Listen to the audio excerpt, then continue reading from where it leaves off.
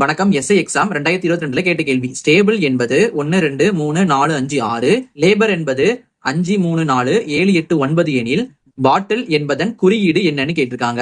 நமக்கு இது ரொம்ப எளிமையான கேள்வி. இப்ப நமக்கு இதுல ஸ்டேபிள் இருக்கு, இங்க வந்து நம்பர்ஸா இருக்கு.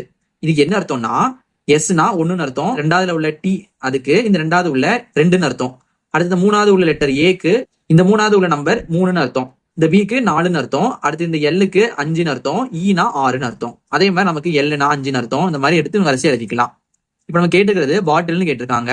இப்ப நமக்கு பி தேவை. நம்ம பி இருக்கா? பி நமக்கு இருக்குது. பி நமக்கு 4ன்னு இருக்குது. இப்ப என்ன போடலாம்? பிக்கு பதிலா நம்ம 4 போட்டுக்கலாம். 4. அடுத்து பாருங்க ஓன் இருக்கு. நமக்கு இதுல ஓ எங்க இருக்கு? ஓ இந்தா இருக்கு. ஓனா நமக்கு 7ன்னு அர்த்தம், 7. அடுத்து டீன்னு இருக்கு. நமக்கு டீ இந்தா இருக்கு. நமக்கு டீனா 2ன்னு அர்த்தம். என்ன போடலாம்? டீக்கு பதிலா 2 போட்டுக்கலாம். அடுத்து டீ தான். அப்ப நமக்கு அடுத்து 2 தான் வரும். அடுத்து எல் இருக்கு. எல் நமக்கு 5ன்னு அர்த்தம்.